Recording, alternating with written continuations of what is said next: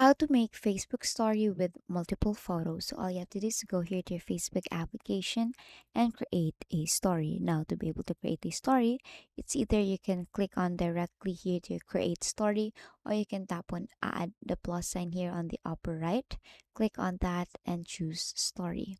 Now here in creating story, all you have to do is to choose the main photo that you want to use. For example, this one. Now let's say you want to add more photos on that, then you can actually change the size for this or rotate this. But for me, I'm gonna just put it here. Now the next thing that you're gonna do to be able to add more photos is on the upper right, you'll see stickers. Click on stickers, and here you will see this gallery or photo selection here or option. Click on that, and it will lead you here to your camera roll.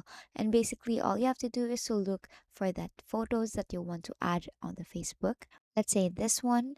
Now, let's say you want to add more, then do the same process again. And basically, do the same process over and over again up until you are satisfied with the photos that you want to add.